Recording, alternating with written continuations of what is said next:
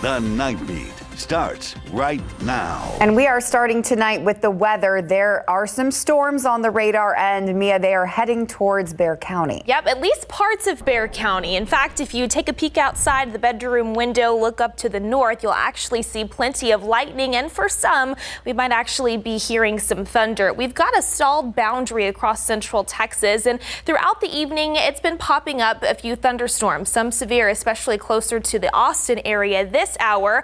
Our eyes are on this weakening thunderstorm that's moving down the I-10 corridor, approaching Bernie as we speak. It was severe warned earlier as it moved into far eastern Kerr County and western Kendall County, but it is weakening as it moves into southern Kendall County, again, right on Bernie's doorstep. And it's going to continue working farther off to the southeast at about 30 miles per hour, depending on how well it holds together. As of right now, it is still capable of producing some wind gusts upwards of about 40 miles per hour, maybe some penny-sized hail. Here's the latest timeline as it does work its way into at least northern Bexar County, closing in on the UTSA area by about 10:27, closer to Clark High School by about 10:30. So we're going to continue to monitor this throughout the show as well. And we're not finished with the storm chances for some. Isolated through the overnight, especially up into the hill country. But tomorrow, we've got another 40% potential for some scatter hit or miss storms. Not going to be for everybody, but it is something that we'll continue to keep eyes on there. We will get you a full look at the future cast, what we can expect as we do head into our Monday coming up in just a few, guys. All right, thank you, Mia. We'll see you in a little bit. After a summer, though, of record heat, have you checked your AC unit? A local service company says during the summer of 2023, they had double the number of customers calling for help. The Night Team's Avery Everett shows us how one business locally is struggling to survive after losing its AC unit and what technicians say you can do to avoid that. From one cup of coffee to the next, Vincent Guerrero is working overtime to keep his lights on. Yes, absolutely. In a summer when business should have been heating up, I love jazz, but I love hip hop. Vice Versa Coffee and Vinyl Records had to shut down. It's 23 years old, and like I said, they didn't replace the entire unit. The AC went out. It was rough. It was crazy. And it took weeks to get all the parts working again. It just happened at the worst possible time. And one repair technician says this unit wasn't the only one left waiting. We're just starting to catch up with some of our customers after July. Christopher Moore says his customer count shot up this summer. Running double what we would normally run in a single day. Now he's breaking through some of the backlog, and shipping has picked back up. We have a couple days turnaround time to get it in. Guerrero hopes his shot for this storefront isn't over yet. I guess my own little passion project.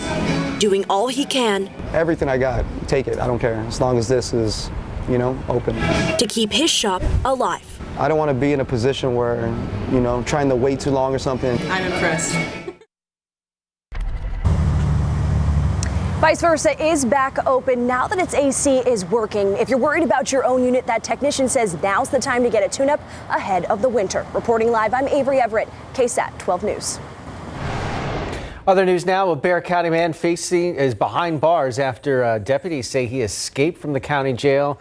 Officials noticed Alexander Nero was missing after conducting a head count around 7 o'clock last night. Deputies reviewed jail footage and determined Nero joined a group of people who were leaving the jail, and that's how he got out. He was rearrested just a few hours later at a home in the 10,000 block of Wild Rose Bay on the county's west side. Nero was originally in jail on a misdemeanor theft charge, but he now faces an add-on charge of felony escape. A man is dead after a 3-car crash. It happened overnight in the 12,400 block of O'Connor Road just before 2:30 this morning. Police say a driver crossed over the double yellow lines on the road and hit a truck head-on. That forced a truck driving behind the truck involved in the crash to swerve, to miss it, and it rolled over. The driver of the vehicle that crossed the double yellow lines pronounced dead at the scene, and 2 passengers inside taken to the hospital. Meanwhile, the truck drivers suffered minor injuries and was arrested after he failed a field sobriety test, but SAPD says he was not the cause of the crash. All 3 victims in the rolled over truck came away with no injuries. Police and fire investigators also looking into what led up to this car crashing into the building. It happened in the 1800 block of Nacogdoches Road just before 4 this afternoon. An officer on the scene said an elderly woman was injured, but they aren't investigating the crash as a crime. That woman was taken to the hospital and is expected to be okay. $5 million. That money was awarded to UT Health San Antonio so they can expand treatment and education surrounding long COVID. Experts say many people may not recognize the symptoms of long COVID. The Night Team's Camila Juarez tells us how UT Health San Antonio is working to expand care to South Texas, especially those in underserved communities. It's really hard to sometimes access care or know that there's this level of specialty care if you have long COVID. Dr. Monica Verduzco Gutierrez with UT Health San Antonio operates 2 long COVID clinics here in San Antonio, offering assessments and treatments. Using the $5 million grant from HHS, she hopes to expand that care, especially those in rural communities. A study from California found that many people don't know they're experiencing long COVID. They looked at farm workers who had had COVID, and it had been about 61% of them were dealing with long COVID. And so this is something that we can see even in our own populations who also do labor work. She says some underserved communities might not know about the symptoms, and it can be difficult to access the right kind of care. A lot of times they have to work, or it's hard for them to get out of work to be able to get to a physician. So then already not getting physician care and then realizing that something's going on or having to take off time work. That's where the grant money helps people living in South Texas. UT Health San Antonio is the only place in Texas awarded this money. Dr. Verduzco Gutierrez hopes to educate more people about the symptoms that occur after a COVID infection, like lingering fatigue, shortness of breath, and migraines. We still don't have, a magic pill that's like, let's reverse everything. Over the next 5 years, the money will be used to teach physicians how to better detect and treat long COVID. I hope for 5 years we're also, referring patients to clinical trials and that there's treatments for it that really help them. Camila Juarez, KSAT 12 News. Hollywood writers and studios have reached a tentative deal to end the nearly 5-month-long writers' strike. The Writers Guild of America reached the deal just a few hours ago with the alliance of studios, streaming services, and production companies. Now the Guild's board and members must approve the deal before the strike can officially end. Meanwhile, Hollywood actors remain on their own strike with no end in sight. The terms of the new writers' deal has not been announced.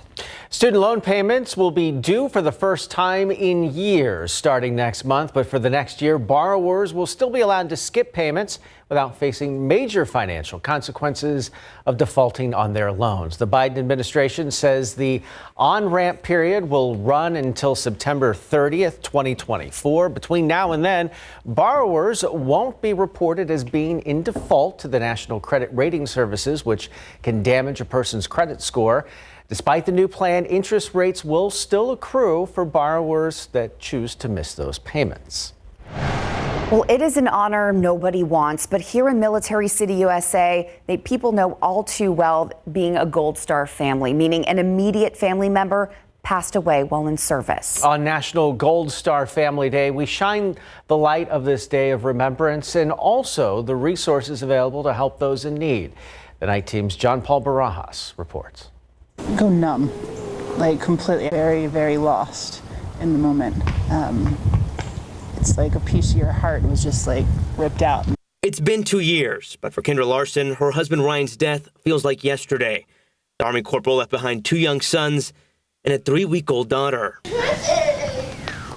Larson says her husband suffered a traumatic brain injury, and although he recovered physically, it changed his life. Long-term issues, he had the metal plates put in his head, but it was ultimately those PTSD issues that no one wants to talk about. The addiction issue amongst the veteran community is huge, and I didn't know much about it until I loved someone who went through it. Now she's turning her pain into purpose by giving back to an organization that helped her, Tuesday's Children. They came alongside me and my children from everything from needing help with VA benefits or finding someone to help me watch my children. As a mentor, Larson's helping Gold Star families navigate new and unexpected challenges, and she shares this message for anyone struggling. Show up and push through those hard days, and even when it's hard, and seek out the help that's there. And for her beloved Ryan. That I hope he's proud of me. And that I love him. John Paul Barajas, KSAT 12 News. Tuesday's Children is just one of many organizations that offers assistance for Gold Star families. We have a full list of resources on our website. Head to KSAT.com. Still to come on the Nightbeat, giving long COVID patients their lives back. A world-renowned long COVID expert went from doctor to patient and tells us about a therapy that's helping people with lingering COVID symptoms. Plus, Bracken bats, one of the largest populations of mammals, lives just north of here in San Antonio. We check out their home cave to find out what makes them so important to our ecosystem. And the story after the break is going to be fun, fun, fun. Stay tuned to see me geek out during my interview with John Stamos and Mike Love, who are coming to San Antonio to play the biggest Beach Boy hits at the Majestic.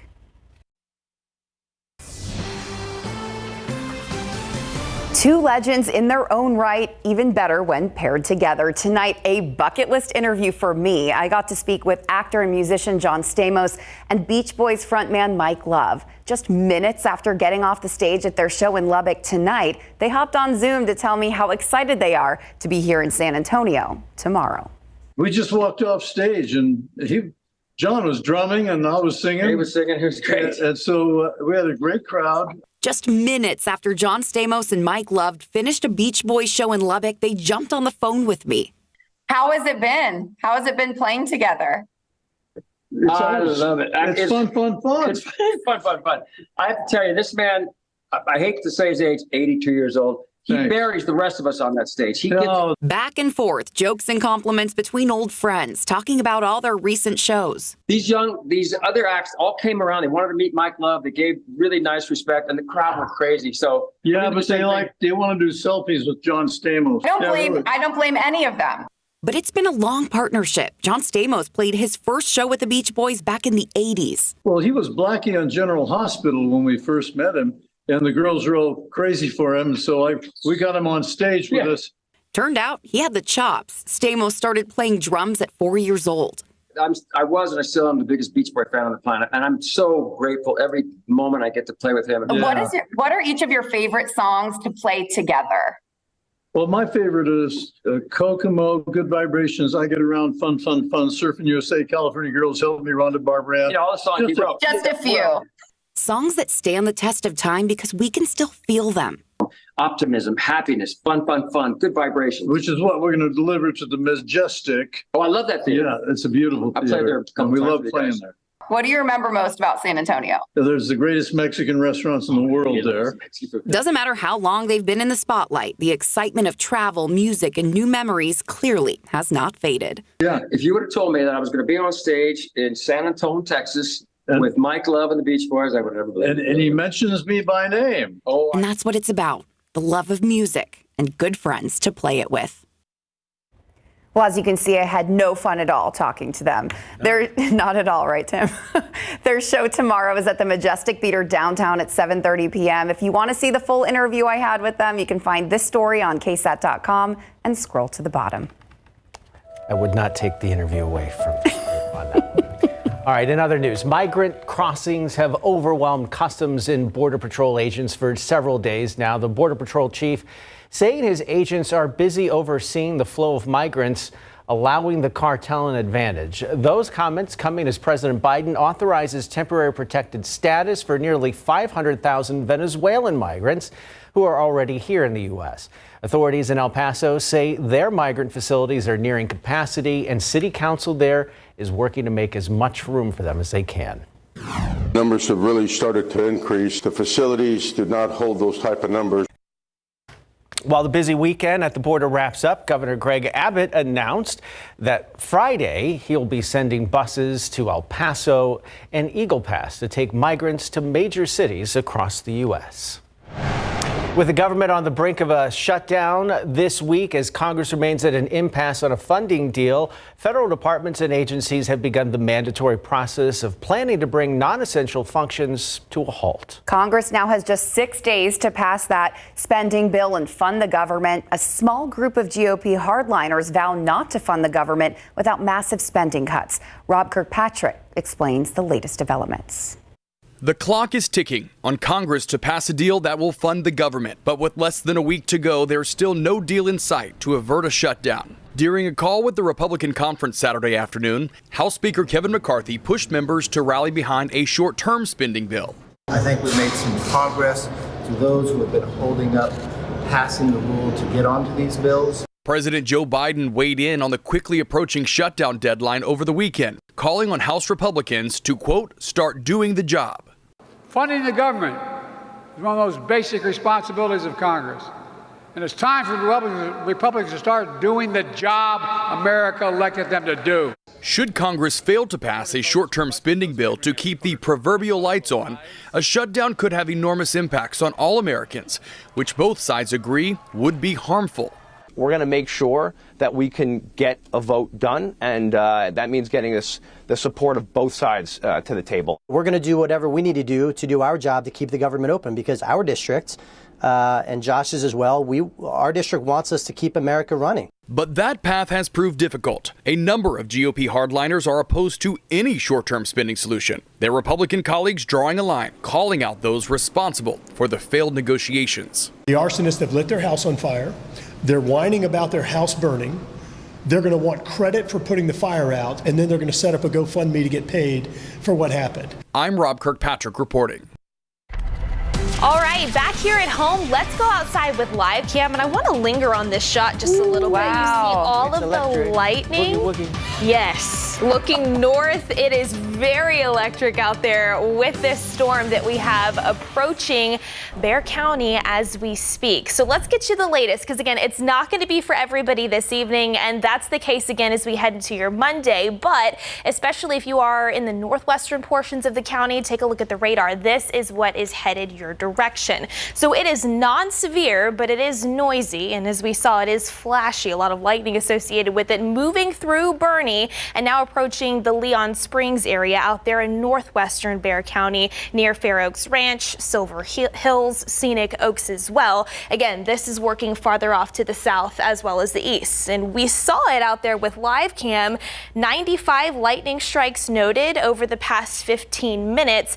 Also likely hearing some rumbles of thunder out there as well. This is the latest time frame as it does continue to work into San Antonio. We will see how well it can hold together, but it could reach the rim area by about 10:25 to 10:30. Brandeis High School closer to 10:30 as well, closer to Hollywood Park by about 10:35. So we're going to keep eyes on that. Again, it is possible that we see some wind gusts upwards of 40 miles per hour, maybe some half-inch hail in spots with that storm and some heavy rainfall. And elsewhere, there have been plenty of severe weather closer to the Austin, Round Rock area, even closer to College Station. And we're also seeing some additional development across portions of the hill country near Fredericksburg. So we will keep eyes on that as well as we head into the overnight. But this is the catalyst behind the activity that we have seen tonight. We have this boundary draped across central Texas, and it's going to hang out as we head into our Monday as well. So here's that weakening storm that we've been monitoring. Most of us likely pretty quiet, but I think as you get closer to Kerrville, Fredericksburg, maybe even Sisterdale out there in northern Kendall County, we'll monitor that activity that's currently near Gillespie County. A couple more thunderstorms certainly possible north of San Antonio tonight. And then as we head into the first half of the day of your Monday, just a few isolated showers and storms possible, especially the farther east that you go. Then we see that boundary start to work a little bit farther south and into the later portions of the afternoon by school pickup time, afternoon drive time. Not a bad idea to keep your eyes to the sky, check the radar, and keep the rain rain gear in the car should you briefly need to use it. We've got about a 40% potential for some scattered hit or miss storms, and that could continue in some way, shape, or form into Monday evening. So it's not going to touch everybody, but just know that it is a possibility to find some more showers and storms out there on the radar. Okay, let's briefly talk temperatures today. The second official day of astronomical fall certainly did not feel like it. We had a high temperature of 101 degrees here in San Antonio. That made for the 75th triple-digit day that we have seen this year. Good news is going forward this week, not going to be as hot, but it still will be hot with those high temperatures more to the tune of the low 90s. So here's your KSAT 12-hour forecast for tomorrow. Tomorrow morning, we're going to start off in the mid to upper 70s here in San Antonio. By lunchtime, already at about 90 degrees. It's still going to be hot into the afternoon with a high temperature around 96. But again, if you do tap into a quick shower or storm earlier in the day, your temperatures are likely going to come down a little bit quicker. So a lot to monitor tomorrow. Again, unfortunately, it is not going to be a widespread event for each and every one of us, but there is the potential. And then after that, yes, slightly lower temperatures and also some slightly lower humidity. So we've got some more comfortable mornings in store this week as well, guys. You have a song to sing about that, Tim? I don't. I ran out of all songs. Oh, okay. Larry might give us some songs when he comes to visit with a preview of Instant Replay right after this. The Dallas Cowboys took their undefeated record on the road to face the winless Arizona Cardinals, whose 0-2 record was a bit deceiving. For more of what's on Instant Replay, let's check in with my friend Larry Ramirez. All right, so Don't Worry Baby, a Beach Boys songwriter. I wonder if Mike McCarthy played that for the team after their loss today. Maybe. The Cowboys played without Trayvon Diggs, who's out for the season, and offensive lineman Tyler Biadasz, Zach Martin, and Tyron Smith coming up tonight on Instant Replay. 2 chances to get it in here. Prescott looking in zone. That one's picked off. Dak Prescott was intercepted for the first time this season in Arizona today. He said he'd cut back, and so far he has, but the boys did not look like the team that started off the season dominating the Giants and the Jets. Both sides of the ball did not play well at all in their 28-16 loss. No, it's special. To get the first win is definitely special. And thinking about it for a long time since we, started. How would that first win be? And it's a lot of work. Nothing but smiles. The Houston Texans have that winning feeling, and they're loving it. They beat the Jags 37-17 today. The first NFL win for quarterback C.J. Stroud and for head coach DeMeco Ryans. Post-game and highlights coming up.